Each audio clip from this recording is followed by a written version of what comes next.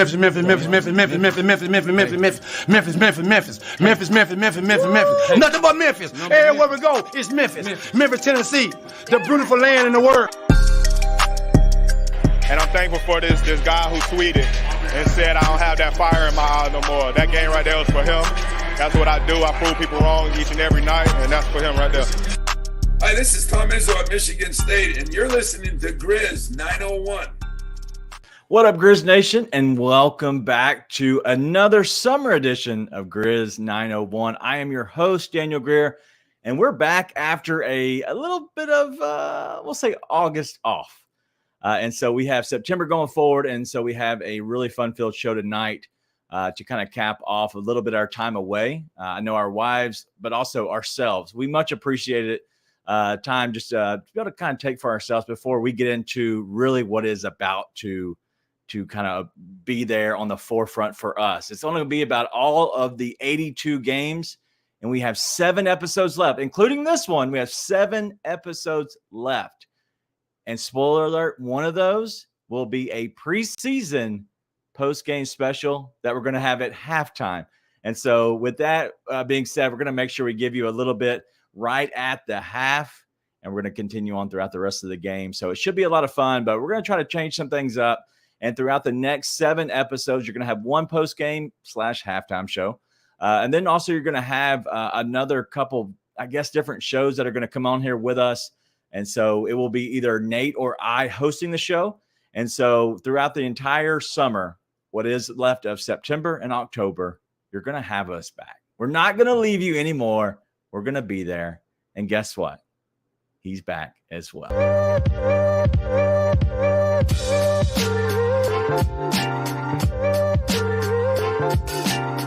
What up, what up, what up, what up, Nate? Man, it's kind of weird being back here. It feels like we've been off for a year, not a month. Yeah. It's been a long time coming.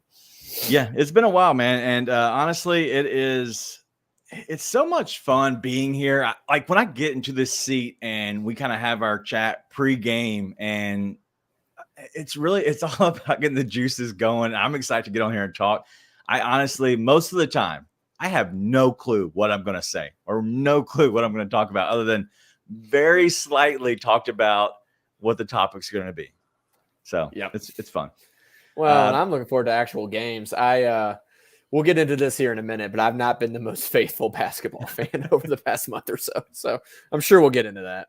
You haven't been the most faithful basketball fan. You haven't been the most faithful Twitter, social media fan. I think you went over there and you took everything that was plugged in and you just started ripping things out of the wall and unplugging everything. You know, those like Instagram, the man's dream is to go into the woods and be I basically did that for a month. Yeah. I see it. I lifed. Yep. I feel you, man. Well, thank you for joining us on a Wednesday. And for all of September, we will be here on Wednesdays. And for the simple fact is it's because of me. Okay. And if you were here on the pregame show, it was because of those little things running around. Those little things are called my kids, and they have soccer. And at the last moment, my wife says, and I don't coach soccer. I coach every other sport. I'm fine, whatever. They need coaches is what my wife said. And so it was both kids. And so they're in the same league, but 2 different teams. And so I'm now officially the coach of 2 soccer teams, and it on practice on back-to-back on the same night. Then it's games back to back. We have 2 games a week. And so it's Tuesdays and Saturdays. It's soccer. And so because of that, I'm doing both. And so my time is spent on that. I have no chance to run here and do this. And so thank you for helping me adjust to Wednesday, but everybody else that's listening and watching, changing over to Wednesdays as well. I didn't know you were a coach, and that's a train wreck. Yeah, it is. Hey, we won our first game 7-4.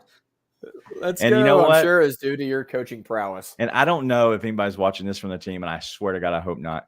But if for some reason a parent is, I apologize. But last night, our team, we're the orange team, okay? This is my oldest daughter's team. Well, my youngest daughter's team, who's in kindergarten, we, like the whole team, I'm yelling, red team, pay attention to me, okay? And nobody, because we just given their jerseys to them literally 10 minutes for the game. Nobody is paying attention. I don't know what else to call them. We don't have a team name, whatever. They want to be called when they did the whole handshake. We do something stupid every time. And this last time they wanted to be called the Amazing Baptist because we're at a Baptist church, whatever, doing the sports.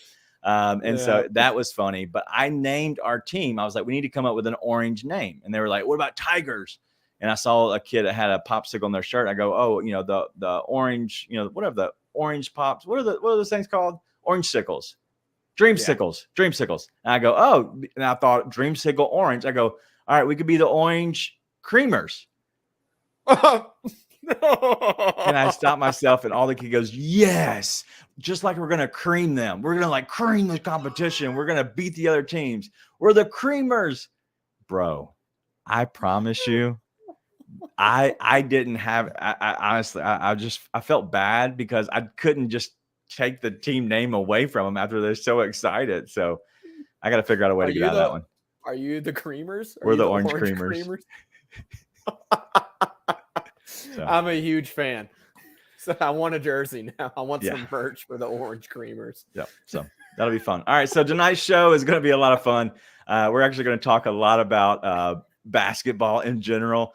Thank you for Ryan. This is literally what my wife's thought is the skull just dead, or whenever I told her. And honestly, one of the kids, one of my assistant coaches, his kid ran inside that night and said, Mom, guess what our team name is? We're the Creamers.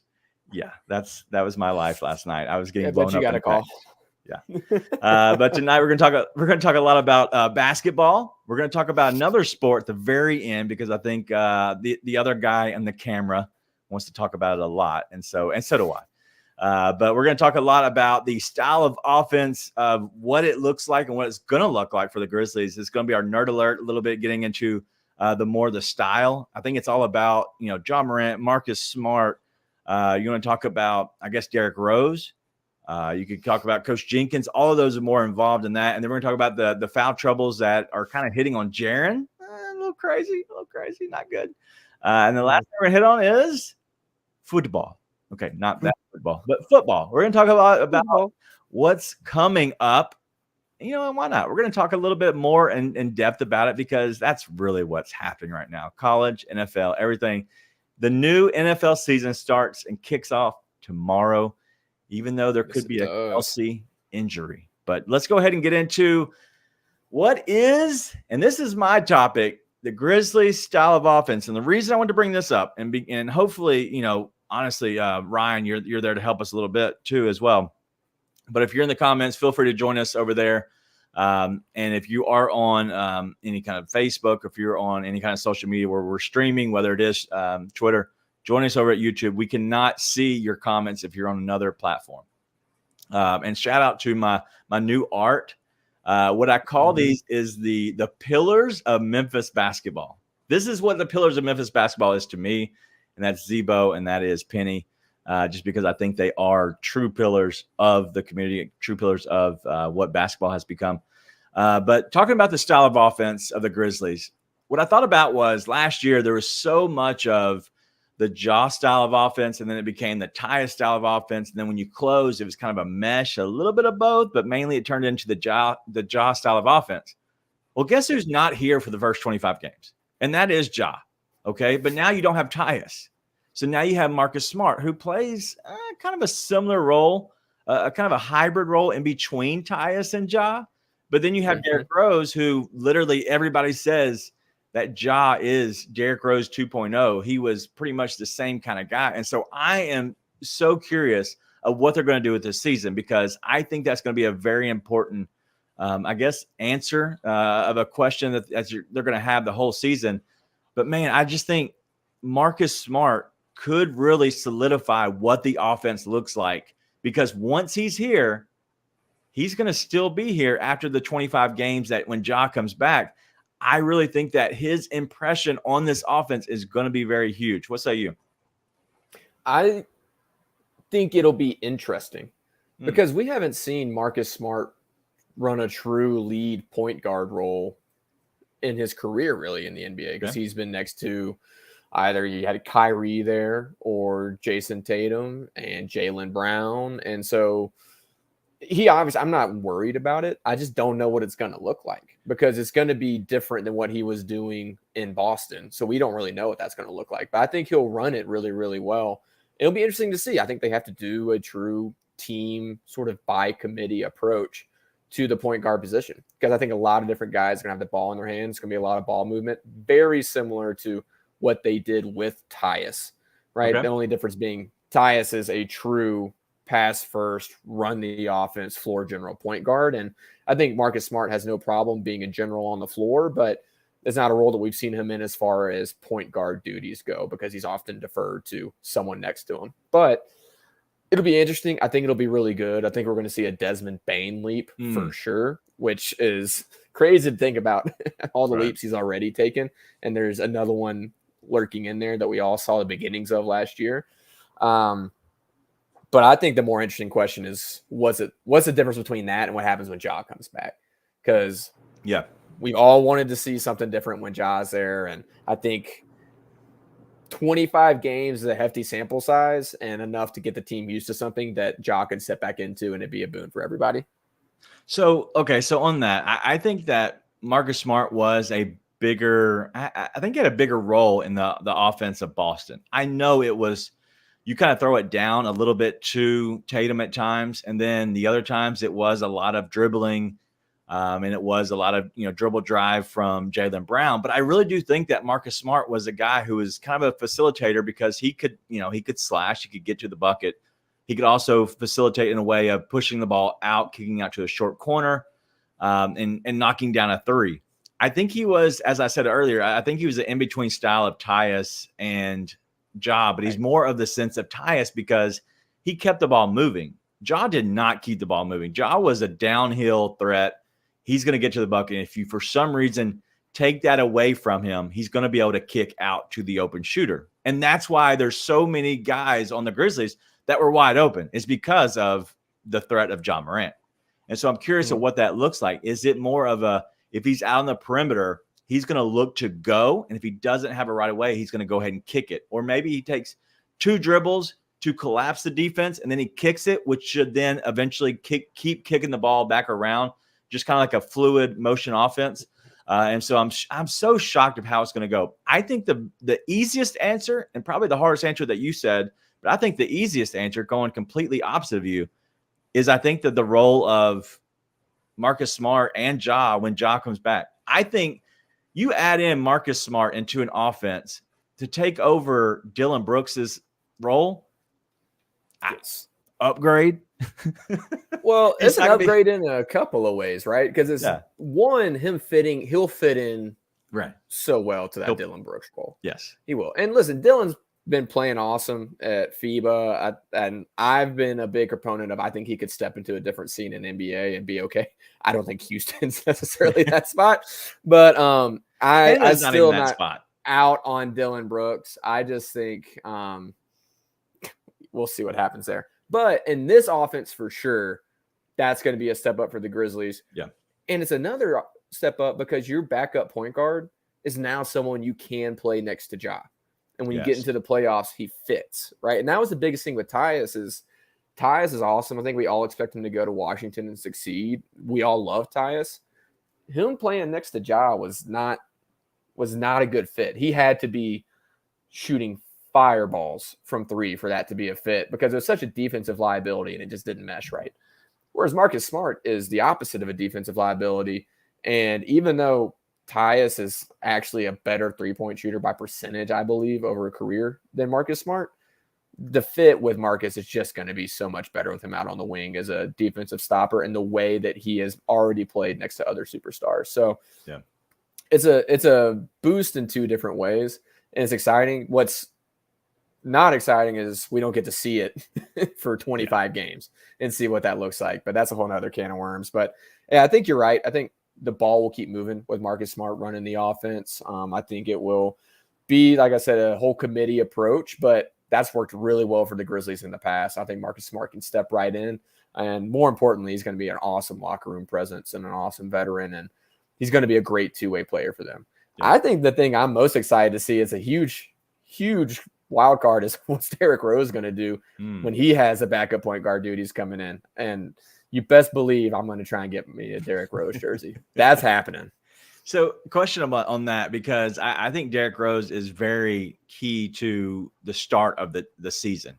Mm-hmm. And I've talked to Ryan about, looking at the numbers in general, because he's the numbers guy, and he is, on the betting side of things. And, we're looking at, can we find an edge in certain areas? And, looking at, even if the Grizzlies go 500, he still feels good about where they finish off to end the season, just by looking at just the overall numbers. Outside of injuries, any team that has a major injury to a team, you're not going to be at the same level. Okay. That's just understood. But looking at this team, even if they go 500, looking at this schedule, I think they have an opportunity to be, let's say 2 to 3 games above 500 when Ja gets back. Right. And so I don't think that's a crazy number, but I do think that there's a chance that they could actually capitalize on this, because you're using a guy who is more of a team guy and can get the team rolling in a sense of moving the ball, passing the ball. Everybody's feeling better. You kind of raise that level of, hey, we're excited to be here.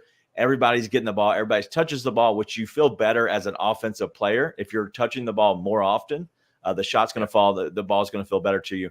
And then when Ja gets back, it's kind of the 25 games into the season. Man, you're kind of getting to that Christmas time. You're getting to, where you kind of take you're kind of not going over, I guess, over the hill, but you're kind of plateauing a little bit during the middle of the season, right?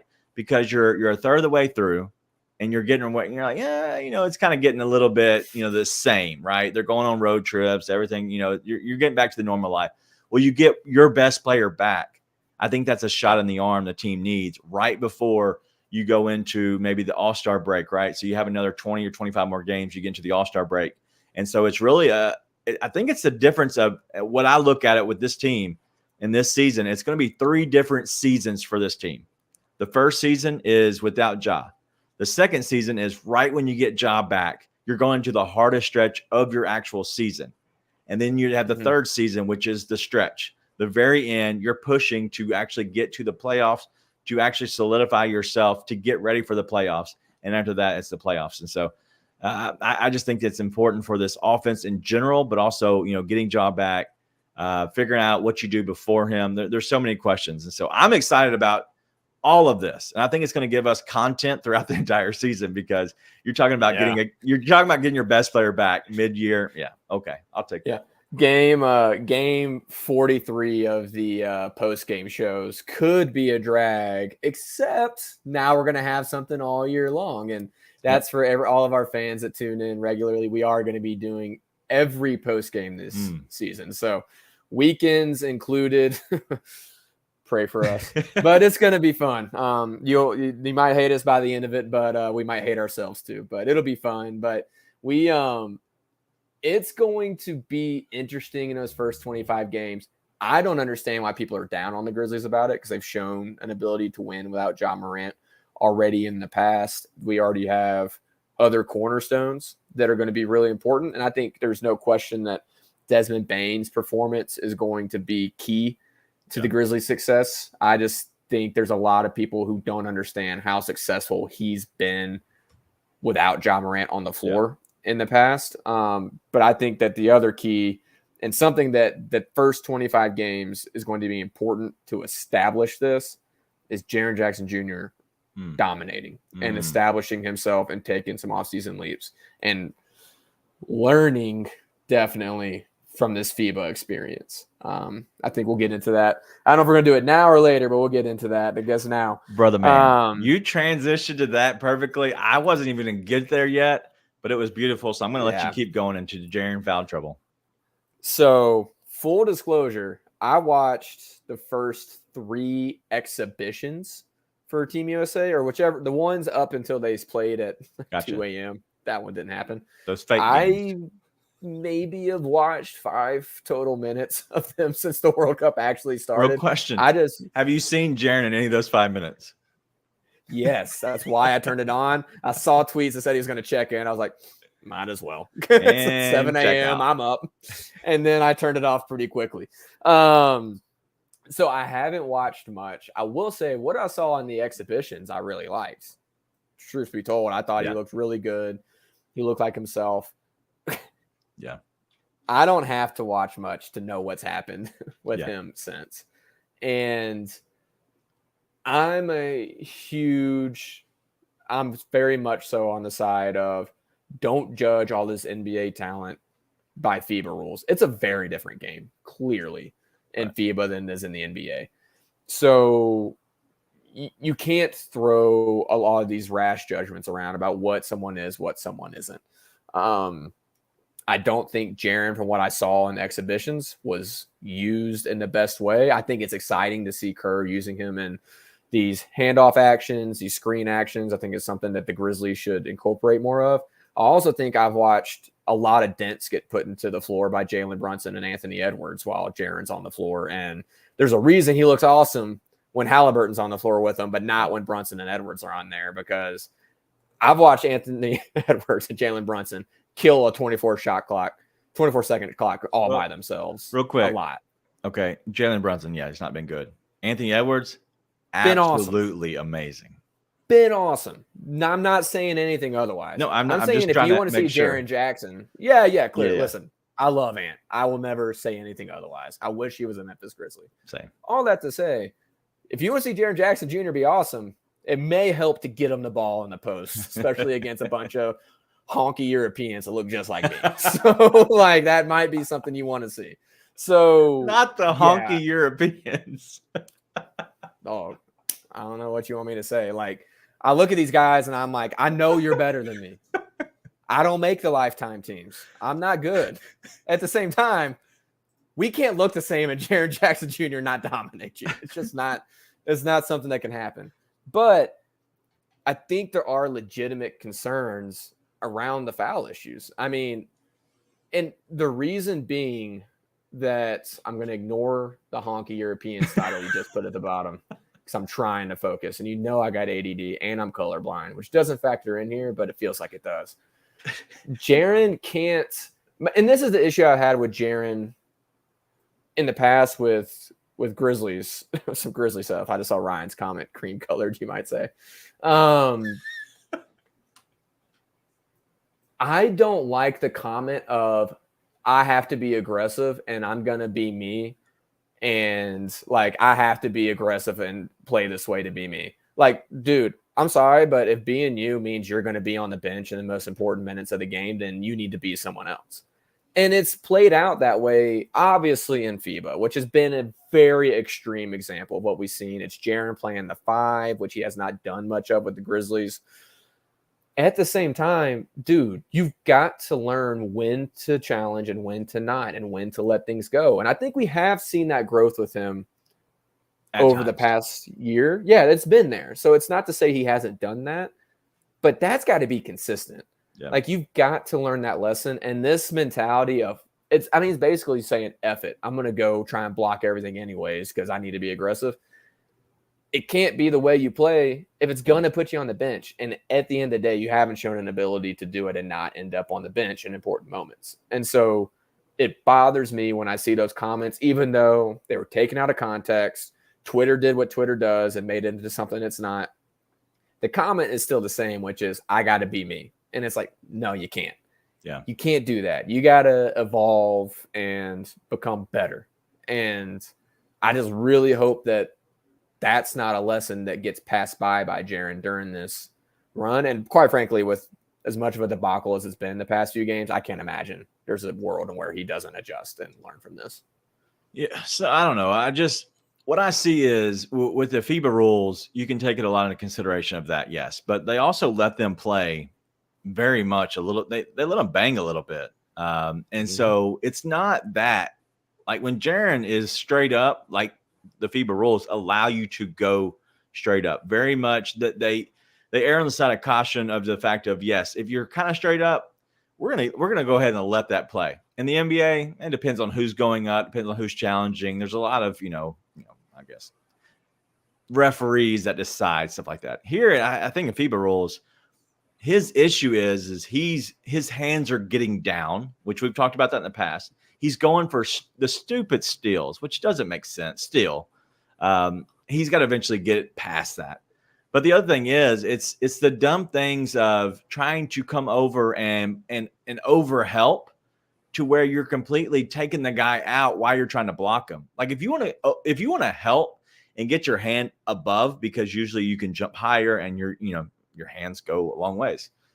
That is okay. His problem is he's getting caught in the cookie jar too much down in this area, and it's just dumb stuff. And that's what it comes down to. It's not that he's not a good player, but he's taken out of any kind of rhythm defensively, offensively, and it just doesn't make sense. But the good thing that I've seen out of all of this is that Steve Kerr, no matter the foul trouble, he takes him out, which is fine. I get that, especially only having 5 fouls, right? High school rules, you have 5 fouls and you're done. He goes back to him consistently. We'll go back to him. He'll let him foul out. But sometimes coaches will go away from you because you are in foul trouble. It does take you out of your flow of offense, and so you can't be as effective. Kerr has always went back to him in every single game outside of blowouts, and that is a good sign. That lets me know that Kerr, he is probably a top level coach. I think that would be an easy way of saying that in the NBA overall, in the world, wherever. Except for that, if you ask that one guy, he might not think he's a good coach, in the entire world, only in the United States, because only that kind of stuff matters to him. I don't want to do that. That's not even worth our time. I don't understand Jaren being anywhere other than up high. That's dumbfounding to me. And that's the thing that there's no excuse for. Like, even if he's trying to chase some guy down and go for an aggressive challenge, I can always get that. I wish sometimes he just let it go. But I can understand the mentality there, because there's like both those Joel Embiid blocks last year. He probably should have let them go, but he didn't, and they turned into unbelievable blocks. So I get it. There is zero reason for him to have his hands down low at any point, because even if you get the steal, if you were going to get the block, you're that much bigger and longer than everyone. Yeah. So why are you doing that? Desmond Bane can make a living off doing that on defense. You can't. But the bigger issue is probably the rebounding, or not the bigger issue. The other issue is the rebounding. I kind of want to write that off, because if you're not on the court, you're probably not going to get many rebounds. And quite frankly, he's not been on the court enough. Well, he was rebounding much better earlier in the exhibition games, and also earlier in the tournament when he wasn't in foul trouble as much. But what's happening is, just like any tournament, just like the playoffs, what happens is a team sees something works, something happens, and then they just try to exploit that. It's your job now to go ahead and adjust. Jaren hasn't made that adjustment. That's all it comes down to. Once he makes an adjustment, everything will go back to the cycle of him being a normal player. But he hasn't adjusted yet.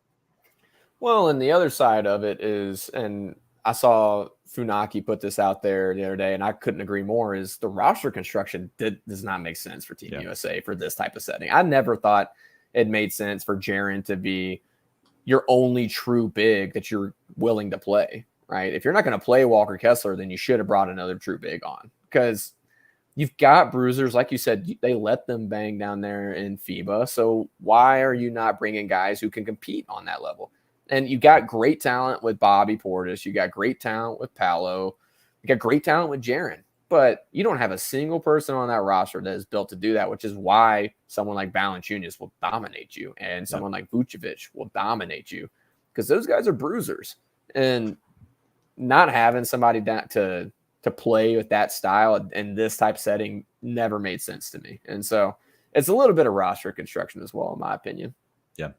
All right. So now the Team USA takes on Team Germany Friday at 7:40 a.m. Central. So depending on where you are, it's 7:40 Central. They're taking on Team Germany, who they played once against already and beat, correct? I think so. Yes. I think it might have been a friendly. So I'm looking at their team right now, because I'm trying to see who on there. Daniel Tice is on there. Dennis Schroeder's on there. Franz Wagner. I think that is Mo Wagner's brother. I think that is the majority of their known players that you would know probably out of the NBA. And so I obviously I think this should be a win right now. The line. Could you take a guess on Team Germany, who is playing well? I believe they're undefeated. I'm not sure. Team Germany against Team USA. What's the line on the game? The line? Yeah. It's got an over-under of 179, which is 179. Yeah. You're talking about 90 points each. I would say, I mean, I don't really have a good educated guess. What, 5.5? 10. So should be a decent win. Yeah, should be a decent win by Team USA, but I believe they played them close last time. I think Franz Wagner, I think he looked incredible, if I do remember. I'm trying to remember all these games. It's hard to remember, but Wagner looked good. Schroeder looked good. That's a team that's built for this type of environment, right? FIBA. I'd say it's going to be a hard-fought game. Yep. So it'll be good. So if you're there on Friday morning, check it out, 7:40 a.m. And I believe the next game would be Sunday, would be the championship game or the third place game. It would be for either, no matter what, win or lose, they're playing Friday and Sunday. So if you want to check out Jaren then. One quick question before we get into a little bit of more NFL stuff. Kind of just, we're going to look around the league. Nothing crazy. We're not going to get too in depth, maybe 5-10 minutes. We're going to get out here before the 45 minutes for sure. And before we get there, we do not have our sponsors right now. So if you're not seeing the Zach Dorsey State Farm, we still support Zach. We are actually in the talks of looking at this new season. And so that does not mean we do not have sponsors. This just means that we do not have the sponsors signed up yet. And so nothing against Zach and his crew. We love them to death, but we want to make sure we went to a fresh look. That way we are actually out looking for different sponsors for different segments right now. As we say, the price of the brick went up. Yeah, definitely. Very much so. And so with A2 games, as you talked about earlier, I wanted a chance to talk about this, but A2 games, I know we've already put out there, we're having Fridays with Funaki. That's going to be a consistent thing. I'm going to try to be off majority of weekends to kind of make sure I have my normal life with my family. Most of the games, we're going live, 10 o'clock Central, 9:30, 10 o'clock Central. My kids are asleep. That's why weekdays are better for me. But we're also going to have some help, and we're going to have special guests throughout this show. For the most part, you're going to see either me or Nate hosting the show, but we might have to reach out to another friend of BCM, whoever it might be. Right now, we don't know of what the schedule is going to look like just yet. We're going to try to get through October completely through those games, and then we get to November. But you're going to see me and Nate for the most part, but every now and then you might have both of us off of a show. And so don't fret, we'll be back. But yeah, for A2 games, we'll be here for, I'd say, at least 60 to 70% of them. I don't see a chance for me missing more than 60%, or you as well. And I know you're trying to do more than me, which is stupid, but do your thing. Well, I'm going to be honest. I don't think the people are going to fret if we are gone. I think they'll be just fine. Yep. And so I think we're going to have a special guest for our first post-game show, which will be a preseason game, whatever that is, against the Bucks. It'll be a Tuesday night. So I think it's the second Tuesday of November. We're going to have a special guest for the Bucks.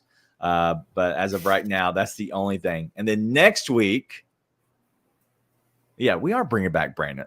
Bring back Brandon. Yes, he is the guy. But listen, I'm not going to throw him out there on the front street. We haven't talked about dates. But yes. Remember when Chris was my friend? Yeah, Brandon will be going. Brandon will be here. I promise you. We're just going to use him as needed because, one, he has a life and he's trying to do his own stuff too. But yes, he will be here. We're just going to try not to lean on him as much. But next week, I will be back. You will not. We're going to have a free basketball, guys. We're going to talk a lot about free basketball and their show. We're going to talk a lot about the NBA in general. And we're going to have our special segments. Me, Ryan, and Cody all used to be together doing free basketball. Since then, I have left. But now they do it, still together as they've been doing it for, I think it's 5+ years. Great podcast. They just finished up their last mascot standing, which was funny. But it was a good time. So yeah, we're going to have fun. We're going to have them back. We're going to bring back a segment that we used to play. And I think they still play it randomly. It's called Smash or Pass. And so it's going to be a lot of fun. So we're going to have a good time there. But one more thing before, and I want this to be a two-minute deal. Who do you think starts in that position, the extra position, while Ja is gone? You're going to do it. I knew you were going to do this to me. And you know I hate it because there's nobody knows. Nobody knows. All right, so let's go with who we got. We got Smart, Bane, Jaren and Adams. I'm going to go with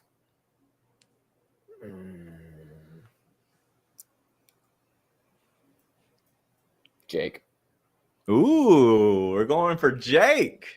Well, which, as the president of the David Roddy fan club and self-proclaimed biggest David Roddy fan out there besides friend of the show, Darcy Roddy. Mama Roddy. Mama Roddy. It pains me to say that because I think Roddy could be awesome in that role. But Jake showed us a lot in Summer League. And so if someone coming out of Summer League looked like the guy to fill in the role, I would say it was Jake. I think everyone loves the idea of Santi, and it reminds me a lot of what Cleveland has succeeded with a 3 big lineup. But I think it makes more sense for the Grizzlies to be bringing Santi off the bench. You already have Twin Towers anchoring that defense with Jaren and Adams. I think you save some size for the bench with Santi. So you're going to bring in either LaRavia, Roddy, or Kennard. I think Kennard makes the most sense for the second unit because he's able to get a heater off that bench. And I think Jake probably beat Roddy for that spot in Summer League, and the front office has already self-proclaimed a lot of faith and love for Jake LaRavia. So not to say I don't think Roddy gets minutes. Obviously, that leaves a lot of bench minutes available. I think Roddy will fill in for those, but I would say probably Jake. All right. Well, I'm gonna go pretty much against what everybody else in the world is thinking. I'm gonna back the people at Bleacher Report. Weirdly enough, I don't know if it was on accident or if it was real life. I really do think that John Conchar can be the starter in the first 25 games, at least to start the season. Listen, I know that is not ideal, but what I'll say is the reason is because I think a veteran guy who doesn't need to be a shot creator, you have so much shot creation with Marcus Smart. You already have that with Jaren. You have that with Bane.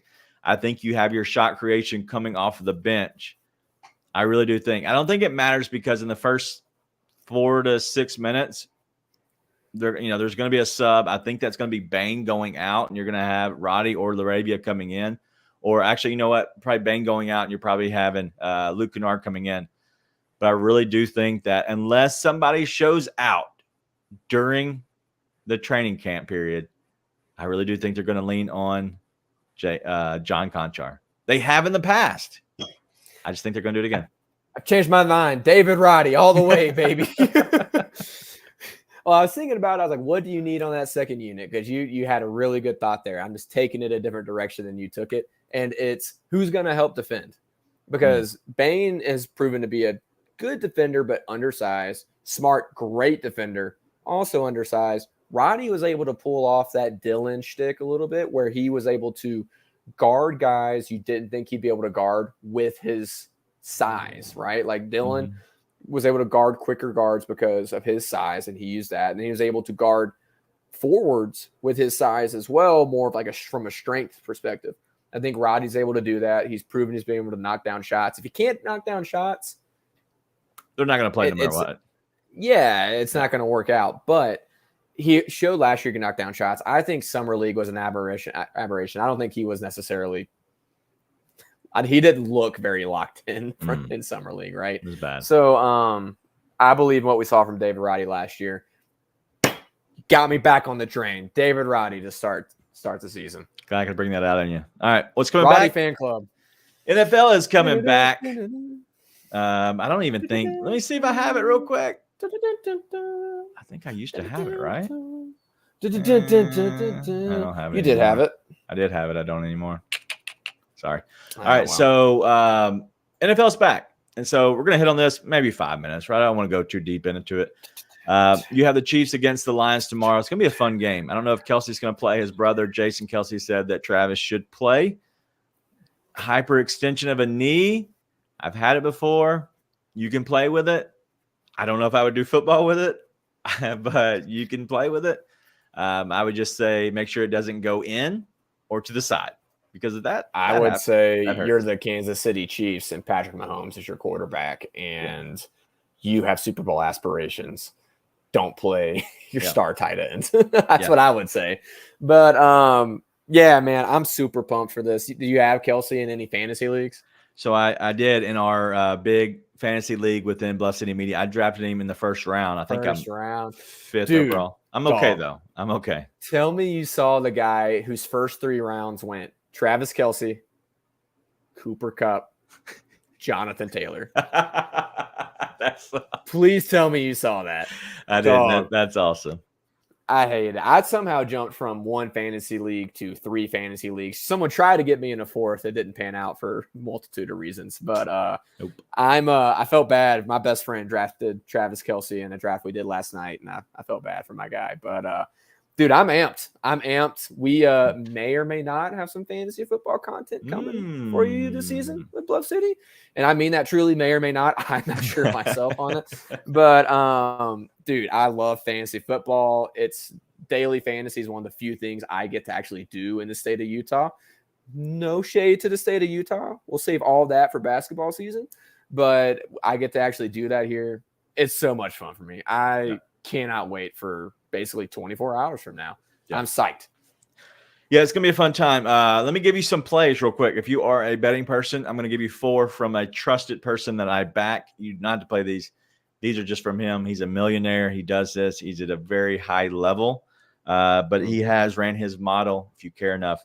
He has the Chiefs -4.5, the 49ers -2, the Commanders -7, and then the Eagles -3.5.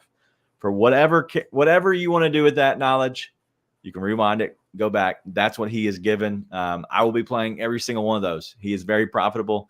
But I'm excited about just kind of having all the sports on at one time. We're talking about college football is back. It's been prime season, right? Dude, Deion Sanders. I loved him way back in the day. Dude. I loved his shoes way back in the day. He was a 49er. Then he was a Cowboy. I'm a Cowboys fan. And then you have now all of that college football. That was so much fun last week. Now you have NFL starting. You have Major League Baseball going into the stretch, the very end of the season, heading into October, which is one of my most favorite things ever. And I know this is not everybody's cup of tea, but playoff baseball is my jam. I love it. I'm a baseball player, to heart. So there's so much happening right now. I'm so excited. Prime time was the best part of this past Labor Day weekend. I lost a significant amount of money on that game, and I still was psyched. I was still pumped for that. I got to the end. I was like, you know what? TCU is not going to cover. I need him to cover no matter what. Go Prime. I was so pumped for it. And then, dude, Shadur Sanders. 510 yards. Legit. Wow. Well, and I know a lot of people were saying – a lot of people, including myself, saying that TCU secondary was some of the hottest garbage that I've seen in a long time. They sucked. It doesn't matter when you're putting in the breadbasket and hitting a guy in stride 40 yards, 30 yards down the field. It was awesome. Travis Hunter. Oh, my God. He's amazing. That dude's unbelievable. He played like 110 snaps or something. It was unbelievable. It was awesome. But NFL, I'm ready for it. And I got some – listen, I like to find the sneaky guys in fantasy to try and win some money on. Yeah. Jaren McKinnon won me a fantasy championship last year. That's why you drafted him again. It's why I drafted him again. Well, and if you look at the Chiefs running back room, and this is just a little hot tip for everybody in there, Isaiah Pacheco is going to lead that backfield. Jaren McKinnon is going to get so many open targets out of that backfield. He's the third down back. He's the passing down back, and he is going to get so many targets because they're worried about Sky Moore killing him over the top. Kadarius Toney, when he actually plays, is an amazing talent. Then you got Travis Kelsey, who's maybe the most dominant tight end we've ever seen. Jaren McKinnon is going to be wide open because they got no one left to cover him, and he's awesome. So I like Jaren McKinnon tomorrow night, especially if Kelsey doesn't play, because he's going to be one of Mahomes' most familiar options. I like Sky Moore taking the top off the Lions. I think there's a big play for him in there. Jahmyr Gibbs, I think, is going to have a big play in there somewhere. It's going to be fun tomorrow night. I'm super excited for it. I'm ready to be hurt again and lose some money. Let's bring this back a little bit to Memphis. Riley Patterson. Mm-hmm. Do you remember who Riley Patterson was? The kicker. A Memphis football player. Memphis football player. He was a Memphis kicker. And so if you want to support the brand, the Memphis football brand, Riley Patterson is the kicker for the Detroit Lions. He was in Jacksonville last year. They actually traded him to Detroit this year. Two different plays. They're all about him. Detroit was one of the best teams last year. And actually, I guess in scoring in general, they had a lot of chances. They just couldn't they couldn't complete everything. They couldn't finish. This year, they could be one of the top scoring offenses in all the league, which is crazy to me.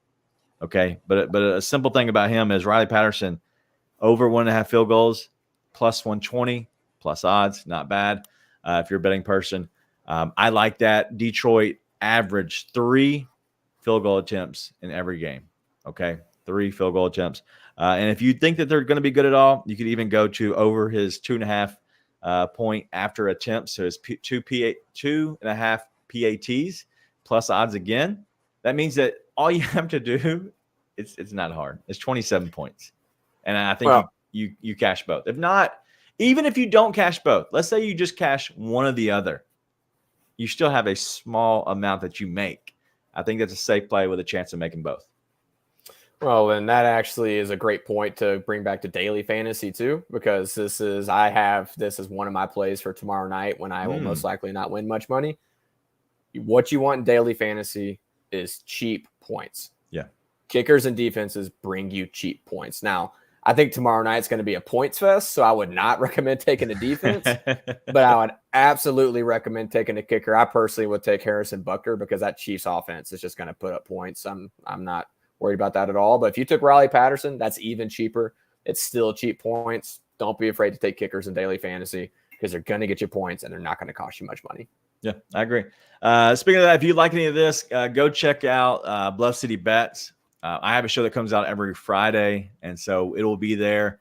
We're going to give you as many plays as we can. If you want to join our Discord channel, just hit me up or hit Nate up. Be more than happy to send you over an invite. If you want to go to Bluff City Bets at Bluff City Bets on Twitter, you can check out that. Hit us up with a DM, and we'll be more than happy to get you a Discord link. That way you can come and join the Discord. I'm putting out plays all the time. I'm up in the air. I feel good. I'm actually winning. I think the least amount I've won over the last 4 months has been 25 units in 1 month, right? So I'm no less than 25 units won each month. I'm not saying I'm going to do that every month, but for 4 months straight, I have done that. And so it's been a good run. And so join us over there. What I will say is keep watching out for when you're driving around the city.